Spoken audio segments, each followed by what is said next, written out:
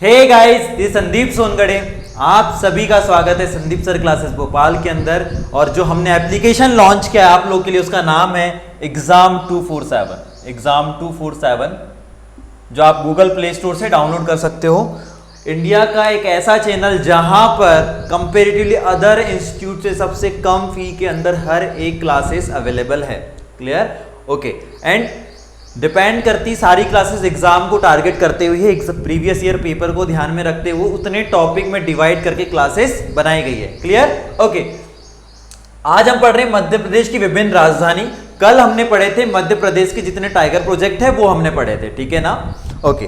तो मध्य प्रदेश में बहुत सारी राजधानियां हैं, अलग अलग तरीके से उनकी विशेषताओं के हिसाब से उन्हें क्या किया गया, अलग अलग राजधानी का दर्जा दे दिया गया। बात करते हैं, यहां पर है आपकी शिवपुरी। शिवपुरी क्या है? ग्रीष्मकालीन राजधानी है। अब देखो यहां कॉन्ट्रडिक्शन पॉइंट होगा, तो यही चीजों को समझते हुए आपको पढ़ना है। बुक में आपको पढ़ेंगे कंफ्यूजन क्रिएट हो जाता है कई बार, तो याद रखना है ग्रीष्मकालीन राजधानी। और ये भी होशंगाबाद भी ग्रीष्मकालीन राजधानी है, ठीक है? समर कैपिटल है अपने मध्य प्रदेश का। तो ये होशंगाबाद मध्य प्रदेश का समर कैपिटल है, ग्रीष्मकालीन राजधानी है। और शिवपुरी भी ग्रीष्मकालीन राजधानी। अंतर क्या है? जो शिवपुरी ग्रीष्मकालीन राजधानी है वो सिंधिया राजाओं की राजधानी है, ग्रीष्मकालीन राजधानी है। और मध्य प्रदेश की ग्रीष्मकालीन राजधानी कौन है? होशंगाबाद। अभी क्लियर हो रहा है कि जो मध्य प्रदेश की समर कैपिटल है, ग्रीष्मकालीन राजधानी, वो कौन है? होशंगाबाद। और सिंधिया राजाओं की, जो ग्वालियर के जो सिंधिया राजा थे, उनकी जो समर कैपिटल थी, ग्रीष्मकालीन राजधानी कौन थी? शिवपुरी। ऐसे कुछ पॉइंट्स होते हैं जो बड़े कंफ्यूज करते हैं यार, तो ये चीज आपको समझ के चलना है। तो सिंधिया राजाओं की लिख लेना, ग्वालियर के सिंधिया राजाओं की ग्रीष्मकालीन समर कैपिटल जो थी वो कौन थी? शिवपुरी थी। और मैंने आपको बार बार बताया है, मुरैना यहां पर है। मुरैना एक ऐसा जिला है जो इधर आपका राजस्थान और इधर उत्तर प्रदेश की दोनों सीमाओं को टच करता है। उसके साथ साथ शिवपुरी भी इधर राजस्थान है और इधर यूपी। शिवपुरी भी यहां पर इधर यूपी की और इधर राजस्थान की सीमा को टच करने वाले ऐसे दो जिले, शिवपुरी और मुरैना, राजस्थान और यूपी की सीमा को टच करते हैं। क्लियर? ओके।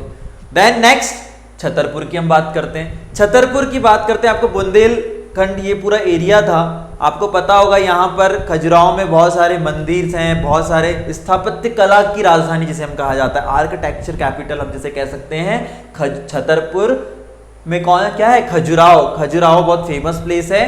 तो यहाँ जो है स्थापत्य कला की राजधानी से कहा जाता है। स्थापत्य कला की राजधानी मतलब यहाँ पर बहुत सुंदर, बहुत अच्छे आर्किटेक्चर से डिजाइन किए हुए यहाँ पर टेम्पल्स बने हुए हैं, इसलिए इसे क्या कहा जाता है? खजुराहो को स्थापत्य कला की राजधानी। क्लियर? ओके। Architecture capital. अब क्वेश्चन का पूछने का तरीका अलग हो जाता है, इसलिए कई बार क्या होता है, स्टूडेंट पढ़ते बहुत बल्क में है लेकिन उन्हें क्वेश्चन का वे नहीं पता होता, इसलिए वो क्वेश्चन नहीं कर पाते। ये जो पॉइंट्स है ना, ये जो क्लियर हुए अभी, यही मैटर कर जाते हैं कि ग्रीष्मकालीन राजधानी सिंधियाओं की शिवपुरी है, ये जो चंबल क्षेत्र है। और नीचे आ जाओगे होशंगाबाद, ग्रीष्मकालीन राजधानी कैपिटल। इसमें हम अभी आएंगे लेकिन ये समझाना इसलिए जरूरी था। ओके। बात करते हैं सतना की। सतना क्या है? संगीत राजधानी है। संगीत राजधानी क्यों है? क्योंकि यहाँ पर बहुत सारे ऐसे संगीतकार हुए जिनकी कर्म स्थली रही है। कौन? सतना। क्योंकि सतना में एक और फेमस जो संगीतकार थे, अलाउद्दीन खान। कई बार क्वेश्चन आ जाता है, इसके भी हम क्वेश्चन करेंगे। एक टॉपिक होगा कि कौन से इंस्ट्रूमेंट किसने बजाए हैं, कौन उसके लिए प्रसिद्ध है। जैसे यहां अगर बात करें जो संगीत राजधानी है, तो सतना में पॉइंट करके लिखना है। संगीत राजधानी कहां पर है? आपकी सतना में है। मध्य प्रदेश की संगीत राजधानी कहां है? कैपिटल कहां है? सतना में। और यहाँ इंपॉर्टेंट पॉइंट क्या है? सरोद वादक जो थे, जो सरोद बजाते थे, वो कौन थे? अलाउद्दीन खान। तो कई बार क्वेश्चन आ जाता है कि भाई सरोद वादक कौन है? ठीक है, अलाउद्दीन खान। कहाँ के थे? सतना के। ठीक है, तो ये सारी चीजों को लेकर आपको समझते हुए पढ़ना है। नोट्स कैसी बनानी है मैंने आपको बोला है, हर क्लास में बोलता हूँ, मोटी कॉपी से, बुक से ना पढ़ें, इंटरनेट पर जाएं, नेट से एमपी का मैप निकालें, उसकी बहुत सारी फोटो कॉपी कराएं डिस्ट्रिक्ट वाइज, बस उसको ड्रॉ करें, बस एग्जाम में बस आपको रिकॉल करना है। और जब ये क्लास होती है, जब आप नाइट में सोते हैं, तो एक बार अपनी पूरी क्लास को रिकॉल करो कि हमने जो लास्ट क्लास में जो नेशनल टाइगर प्रोजेक्ट पढ़े थे वो कहाँ कहाँ क्या थे और उसकी इंपॉर्टेंस क्या थी, बड़ा ज़रूरी है रिकॉल करना, ठीक है ना। पढ़ना से ज़्यादा इंपॉर्टेंट है, एग्जाम लिया इसलिए जाता है ताकि आपको आपका प्रेजेंस ऑफ माइंड कितना अच्छा, आप कितनी अच्छे से चीज़ें आपको क्या कर सकते हो, याद रख सकते हो और समझते हुए पढ़ना है, रट्टू तोता नहीं बनना है, जहाँ रटने की ज़रूरत है वहाँ रटना भी है। ओके चलो सिंगरौली की बात करते हैं। सिंगरौली में क्या है, सिंगरौली एक ऊर्जा राजधानी है, तो कई बार क्वेश्चन का वे अब क्यों है वो भी डिस्कस हम करते हैं। जो सिंगरौली है ऊर्जा राजधानी है, कई बार पूछा जाता है ऊर्जा राजधानी जो है बैठन, जो एक्चुअल जो प्लेस है सिंगरौली के अंदर एक प्लेस है बैठन, अगर नहीं दिख रहा है तो ये देख लो, है ना, बैठन, सिंगरौली में एक प्लेस है बैठन। तो कई बार आपको डायरेक्ट सिंगरौली ना देते हुए सीधे क्या बोलेगा, मध्य प्रदेश की ऊर्जा राजधानी कौन सी है, तो वो कौन है, बैठन है। दूसरा क्वेश्चन पूछने का तरीका, ऊर्जा राजधानी बैठन मध्य प्रदेश के किस जिले में है, क्या बोल रहा हूं, ऊर्जा राजधानी मध्य प्रदेश की ऊर्जा राजधानी एनर्जी कैपिटल बैठन मध्य प्रदेश के किस जिले में, किस डिस्ट्रिक्ट में, वो किस जिले में है, आपकी सिंगरौली में। Is it clear? ओके, क्यों है, क्योंकि यहां पर क्या है, राज्य में ताप विद्युत निगम है यहाँ पे, ठीक है ना, राष्ट्रीय ताप विद्युत निगम है, जिसको हम क्या बोलते हैं, राष्ट्रीय ताप विद्युत निगम को हम इंग्लिश में क्या बोलते हैं, शॉर्ट फॉर्म क्या है उसका, एनटीपीसी। जैसे हम देखते हैं ना रेलवे में एनटीपीसी की वैकेंसी आती है, नेशनल थर्मल पावर कॉर्पोरेशन, उसी को हम बोलते हैं हिंदी में राष्ट्रीय ताप विद्युत निगम। क्लियर? तो जो एनटीपीसी जो है मध्य प्रदेश का सबसे बड़ा ताप विद्युत ग्रह है। मध्य प्रदेश का जो क्या है, ताप विद्युत ग्रह कहां पर है, वो आपका सिंगरौली में है, ठीक है। तो याद रखना इंपॉर्टेंट क्या है, ये तो याद रखोगे कि ऊर्जा राजधानी एनर्जी कैपिटल आपकी बैठन जो है सिंगरौली जिले में मध्य प्रदेश के, लेकिन उससे भी बड़ी बात जो मध्य प्रदेश का सबसे बड़ा ताप विद्युत ग्रह है, ठीक है, तो वो कहां पर है आपका, सिंगरौली में, ताप विद्युत ग्रह। क्लियर? बात करते हैं जबलपुर की। तो देखो जबलपुर दो चीज के लिए फेमस है। पहली चीज, वहां पर बहुत सारी संस्कृति का समावेश है, इसलिए जबलपुर को संस्कार धानी भी बोलते हैं। अब यहां पे एक कॉन्ट्रडिक्शन और हुआ, संस्कार धानी, बहुत सारी संस्कृति का समावेश, संस्कार धानी अलग है और सांस्कृतिक राजधानी अलग है, राइट। ये छोटी छोटी चीजें हैं, संस्कार धानी जबलपुर और संस्कृति राजधानी, संस्कृति वो कौन है, उज्जैन। तो संस्कार धानी आपकी है जबलपुर, और जबलपुर में और एक चीज क्या है, हमारी जो न्यायिक राजधानी जिसे हम कहते हैं, ठीक है, न्यायिक राजधानी जो कैपिटल है वो कौन है आपकी, वो है जबलपुर, ठीक। और ये क्यों फेमस है, जो मुख्य खंडपीठ है वो कौन है आपकी, जबलपुर में, ठीक है, ओके, उच्च न्यायालय जिसे हम बोलते हैं। इसके बाद ये हो गया जबलपुर। इसके बाद हम बात करते हैं, यहां पर नीचे आ जाएंगे तो बालाघाट। बालाघाट इसलिए इंपॉर्टेंट है, कई बार क्वेश्चन कई दफा पूछा गया है, ऐसे नहीं पूछा गया, क्वेश्चन का पूछने का ये है कि एशिया महाद्वीप की सबसे बड़ी मैंगनीज की खदान कहां पर है। देखो समझो, एशिया महाद्वीप जो हमारा कॉन्टिनेंट है, एशिया महाद्वीप की सबसे बड़ी मैंगनीज, जिससे कच्चा लोहा बनता है एक्चुअली, ठीक है ना, जो काला पत्थर जिसे हम बोलते हैं, जिसे हम बोलते हैं काला सोना जिसे हम बोलते हैं, बहुत महंगा बिकता है।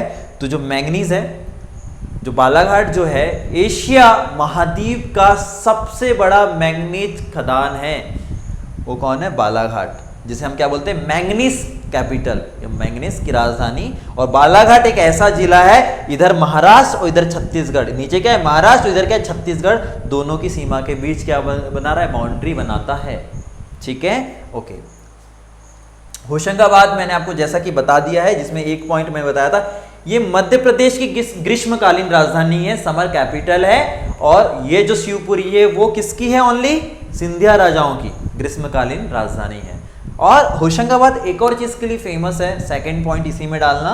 देखो हम 15-20 मिनट के अंदर वो 45 मिनट की क्लास कर लेते हैं, क्योंकि हम ज़्यादा फालतू की बातें ना करते हुए पॉइंट टू पॉइंट बातें करते हैं, क्योंकि जनरल स्टूडेंट जो पढ़ना चाहते हैं वही यहाँ पर रहें, ठीक है ना।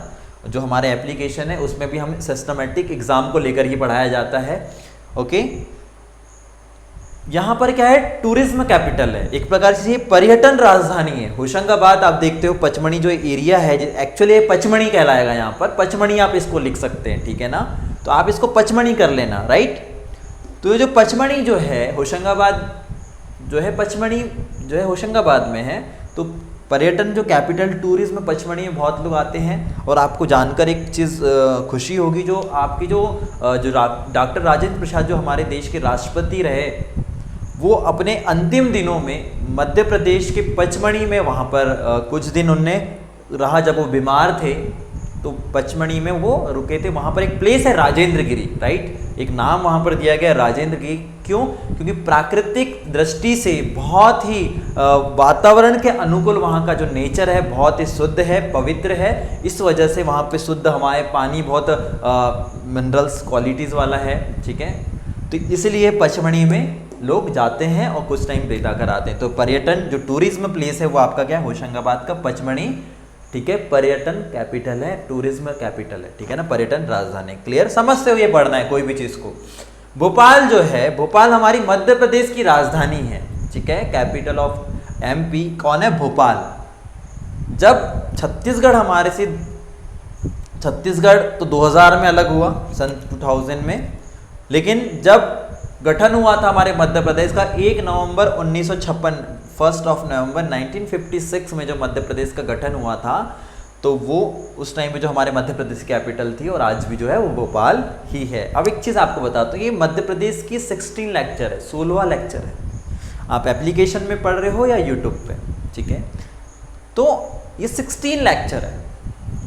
प्रीवियस लेक्चर अगर आपके पास नहीं है तो आप मुझे डायरेक्ट व्हाट्सएप पे मैसेज करें 8109585162। अच्छी बात इस क्लास की एक चीज़ ये है कि आप सीधे फैकल्टी से कम्युनिकेट कर सकते हो। अच्छी बात इस इंस्टीट्यूट की ये है कि प्रॉपर गाइडेंस के साथ आप पूछ सकते हो, सर कि मैं कौन से एग्जाम की प्रिपरेशन करूं या ना करूं, क्यों करना है, एक टाइम पर इतनी सारी एग्जाम है तो किस एग्जाम को टारगेट करूं। क्योंकि ऐसा तो है नहीं कि चारों एग्जाम को टारगेट करो और चारों एग्जाम निकल जाए, पॉसिबल नहीं, क्योंकि आजकल जो कट ऑफ है वो हाईएस्ट जाता है, ठीक है। तो आपको कोई एक एग्जाम को टारगेट करना पड़ेगा। तो 8109585162 पर जो भी क्वेरीज होती हैं आप डायरेक्ट कॉल करें। ये व्हाट्सएप पे आप नाम, नंबर और सिटी, व्हाट्सएप पे अपना नाम और सिटी और जिस एग्जाम की प्रिपरेशन कर रहे हैं वो मैसेज करें, ओके, इस नंबर पर। कॉलिंग के लिए 8839433101, WhatsApp and calling. Clear, okay. Then हम बात करते हैं जो इंपॉर्टेंट है, लास्ट में हम डिस्कस कर लेंगे इसको। लास्ट में हम आते हैं यहाँ पर, उज्जैन जो है वो आपका सांस्कृतिक राजधानी, क्या है, सांस्कृतिक, संस्कार राजधानी अलग है, सांस्कृतिक राजधानी कौन है, उज्जैन, जैसा कि मैंने आपको क्लियर कर चुका है। बात करते हैं इंदौर की, वेरी इंपॉर्टेंट पॉइंट। राज्य की आर्थिक राजधानी, जो जिसे हम कहते हैं कमर्शियल कैपिटल, वो कौन है, इंदौर है। राज्य की आर्थिक राजधानी कौन है, इंदौर। बहुत महत्वपूर्ण है इंदौर, क्यों, क्योंकि इंदौर एक मिनी मुंबई है। इंदौर में बहुत सारी जो व्यापार हैं, जो ट्रेड हैं, कमर्स है, वो बहुत ज़्यादा है, और कहीं ना कहीं वहाँ से क्या ट्रांसपोर्टेशन भी इजी है, इसलिए उसे क्या किया गया है, यहाँ पर आर्थिक राजधानी का दर्जा दिया गया। मध्य प्रदेश के इंदौर को राज्य की आर्थिक राजधानी, कमर्शियल कैपिटल बोला गया है।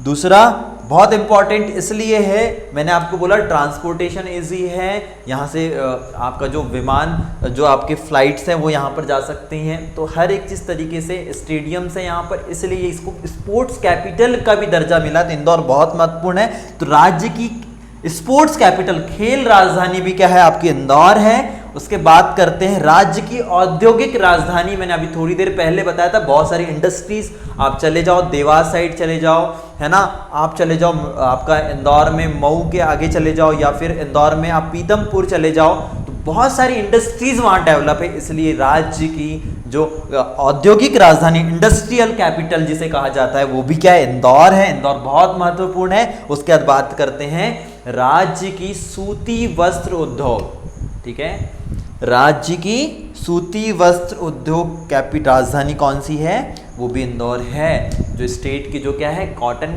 इंडस्ट्री कैपिटल है, कॉटन इंडस्ट्री कैपिटल वो भी क्या है, इंदौर की है, इंदौर ही है। राज्य की सूती वस्त्र कैपिटल भी क्या है, इंदौर है। Is it clear? यहां तक सारी चीजें आप लोग को आई थिंक सो क्लियर हो गई होगी। क्लियर है? रिकॉल करिए 2 मिनट के अंदर।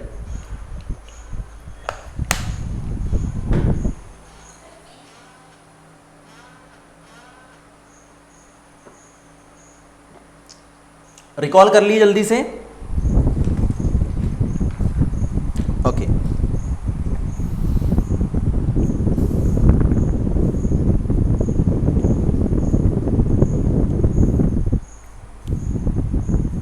चलो कल की थोड़ी क्लास का रिवीजन कर लें।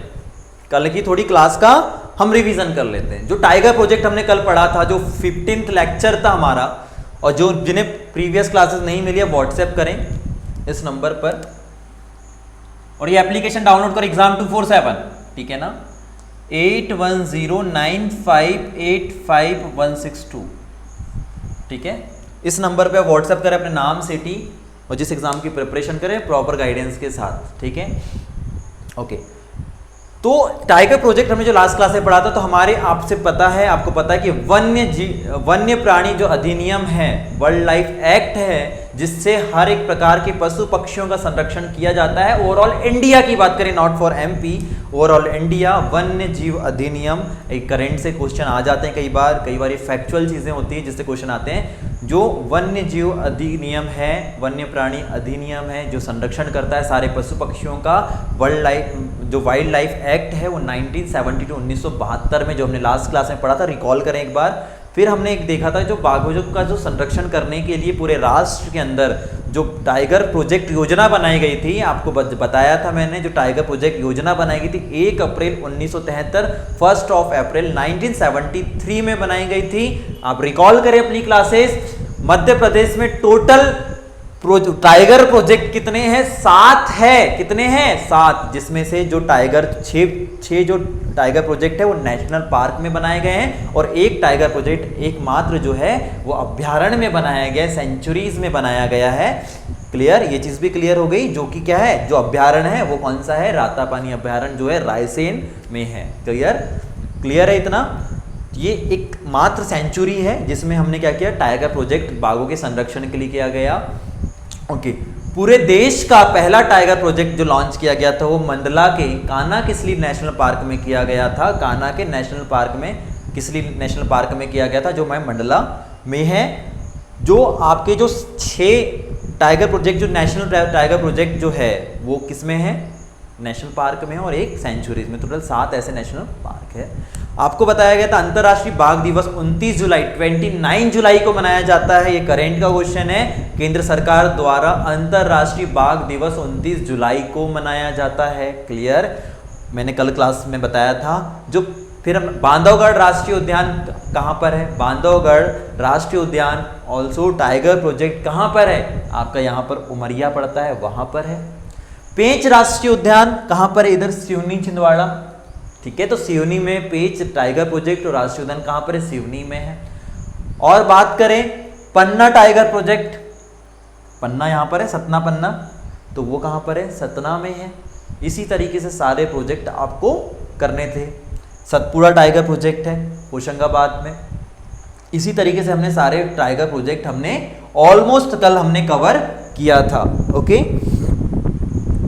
ओके, सिंगरौली में संजय गांधी है। इस तरीके से सारे टाइगर प्रोजेक्ट हमने कवर कर लिए थे। क्लियर है?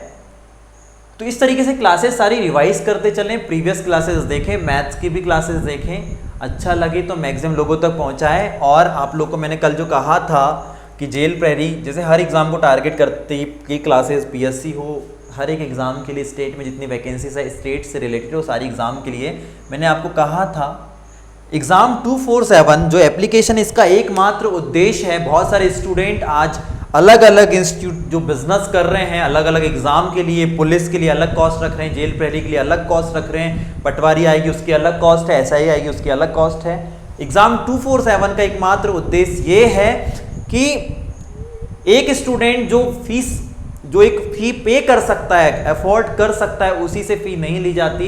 एग्जाम 247 का बस इतना सा उद्देश्य है कि इस इंडिया का, वो एसएससी का एग्जाम देने वाला हो, रेलवे का एग्जाम देने वाला हो, एग्जाम 247 का इतना बस उद्देश्य है कि इस देश के हर एक स्टूडेंट जो अफोर्ड नहीं कर पाते, जो बहुत सारे इंस्टीट्यूट वाले बल्क में बहुत ज़्यादा फी पे ले लेते हैं उनसे, वो मैंने कल स्टूडेंट से बात करी थी, कुछ बच्चों से बात हुई थी, सर 799 में लोग ओनली मैथ्स दे रहे हैं और यहाँ पर 799 में पूरे सब्जेक्ट, पांचों सब्जेक्ट आपको दिए जा रहे हैं एग्जाम 247 एप्लीकेशन के अंदर, जो गूगल प्ले स्टोर से आप डाउनलोड कर सकते हो।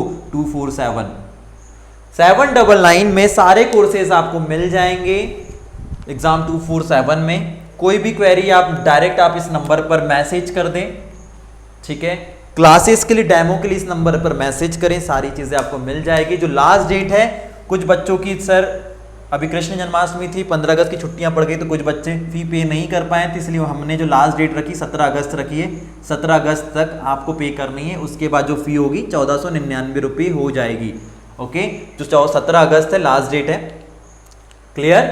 तो मैक्सिमम लोगों तक पहुंचाए एग्जाम 247, हर एक स्टूडेंट अपने स्टेटस में मैक्सिमम लोगों तक पहुंचाए, ताकि हर एक बच्चे को कम कॉस्ट में एक इफेक्टिवली एग्जाम 247 में पढ़ने का एकमात्र और पढ़ाने का एकमात्र उद्देश्य है। क्योंकि यूट्यूब पर जो क्लासेस आती हैं वो हर एक लेवल पर आती है, वो पीएससी हो, हर एक एग्जाम, लेकिन जो एग्जाम 247 जो एप्लीकेशन पे अलग अलग क्लासेस बनाई गई हैं, वो हिंदी हो, इंग्लिश हो, सारे बन चुके हैं क्लासेस, उसमें आपकी सारी क्लासेस रिकॉर्ड हो जाती है। आप 2 दिन बाद भी अगर आपको टाइम मिलता है, सारी क्लासेस स्टेप बाय स्टेप देख सकते हैं, क्लासेस मिस नहीं होती। यूट्यूब पर बहुत डेटा है, उसके बाद भी हमें कई बार क्लासेस ढूंढने में दिक्कत जाती है कि कौन सी क्लासेस कहाँ रह गई, तो बहुत नॉमिनल कॉस्ट है। हाँ, लेकिन इसके लिए कहीं ना कहीं अगर आपको आज थोड़ा सा सैक्रिफाइस करके फी पे करनी पड़ेगी। 17 अगस्त तक लास्ट डेट है। Okay, thank you so much guys. अपने सपनों के लिए और अपनी एग्जाम के लिए कहीं ना कहीं सैक्रिफाइस करके सीरियसली आप पढ़ाई करें, तब जाकर एक गोल अचीव कर पाएंगे। Thank you so much.